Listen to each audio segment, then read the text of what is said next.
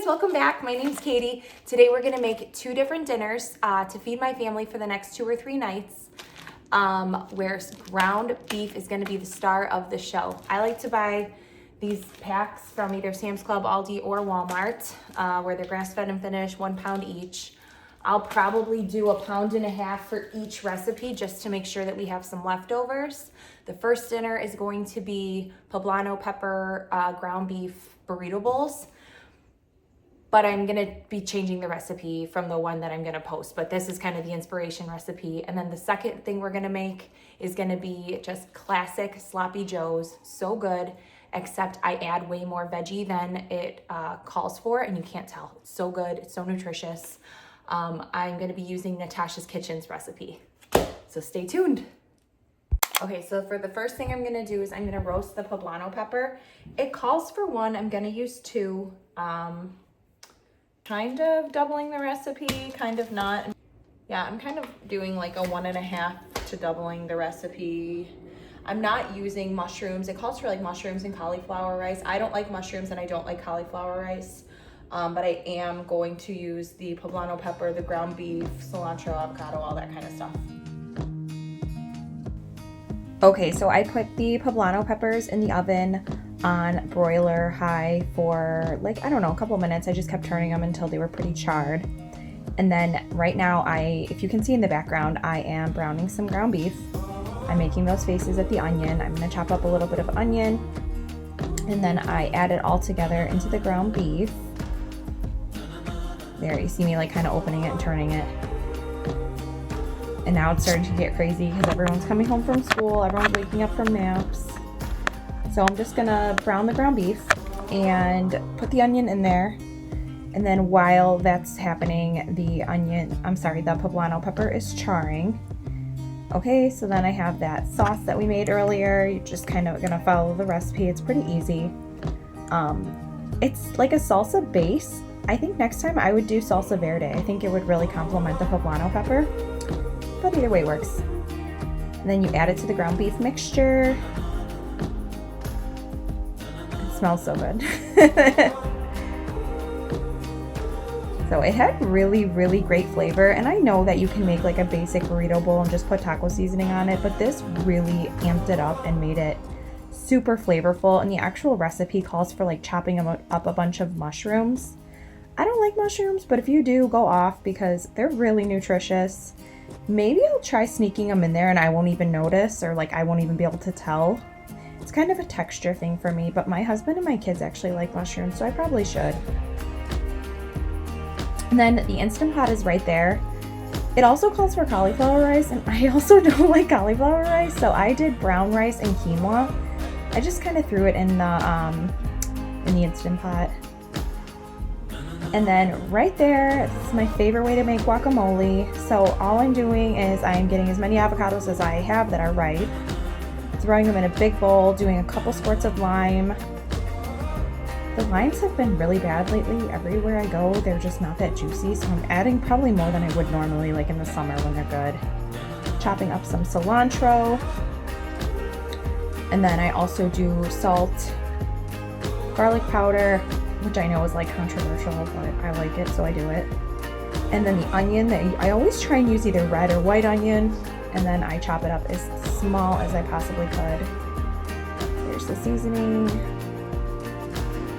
And then I use a potato masher because I find it works the absolute best. There's my 6-year-old reading Shel Silverstein poems. He loves reading. The baby running around in the background. Have to do a taste test for the guac, and I always put it in the fridge. I try and make it early in the day because I love when it's nice and chilly. So good. And then I'm just going to really quickly as possible clean up the kitchen. I think you can see I got a Walmart delivery. We were just out of like everyday basics for the Walmart. So I did like a quick delivery.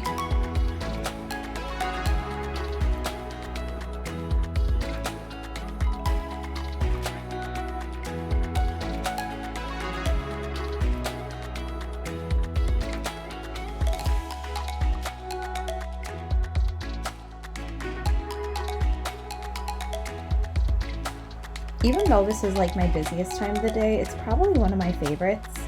I get kind of an extra energy spike, and then I just love when everyone comes home and it's a little bit chaotic. I think I kind of thrive in a little bit of chaos. I'm definitely a procrastinator. I don't know, this is just my favorite time, especially this time of the year where it's still going to be sunny for a few hours. When it's like February and it's this time and it starts to get dark already. Oh my gosh, it's so depressing. But okay, here we go. We're assembling the bowls. It was smelling so good. I was so excited.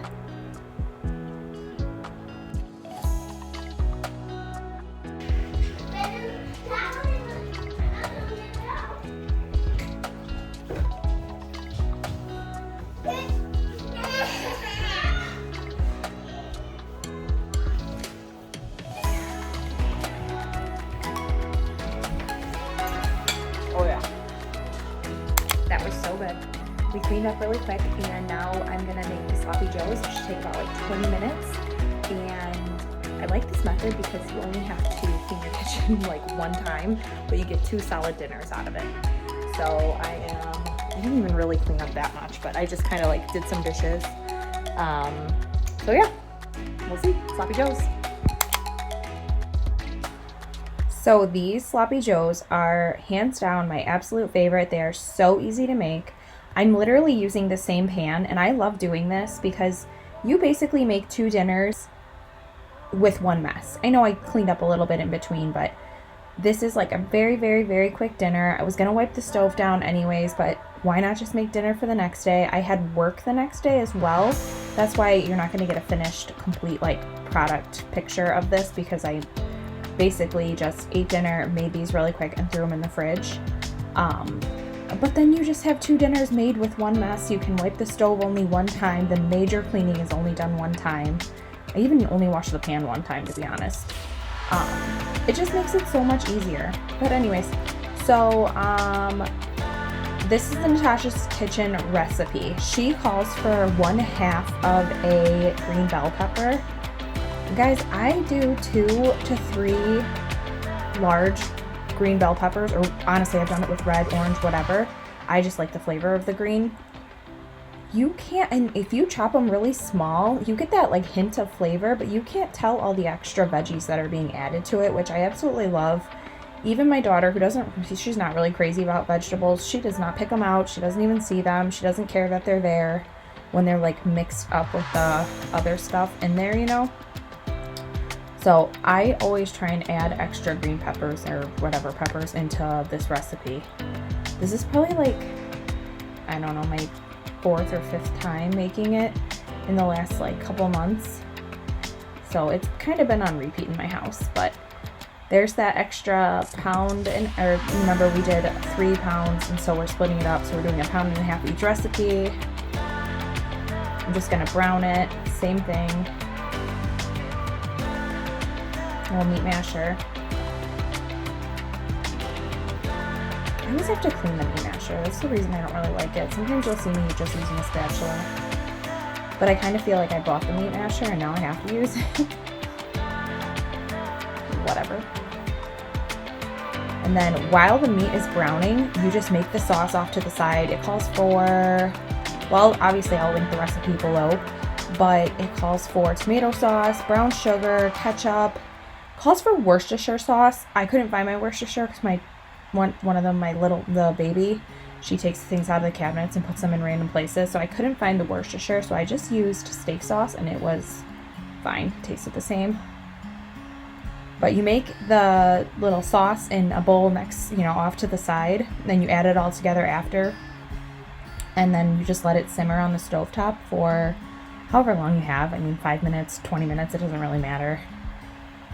But it's one of those recipes that is probably better the next day after it's marinated. It's just so good. And then I'm not really following measurements too closely because I'm not even making the right amount that it calls for, but it's such a good guideline recipe. And it's such an easy one to swerve. Like if you have the ingredients or not, you can always just kind of swap things out, like this steak sauce and the Worcestershire. The flavor profile is there. And then She recommends browning or toasting your buns, and it makes such a difference. It's so good when you can do that, but like at work I can't do that, so I just put it on a regular bun and it's still so good. But it does make a big difference when you can toast them. But then we're just adding all the veggies, and then I just added some seasoning. I think it's like garlic powder, salt, pepper. There it is. Let the veggies soften now.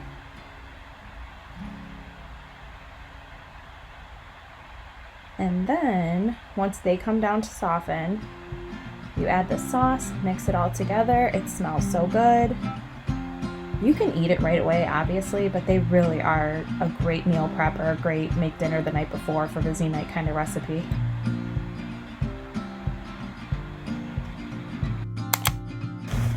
And there it is, the finished product. If you guys stuck around this long, thank you so much for clicking on my video. It means the world to me.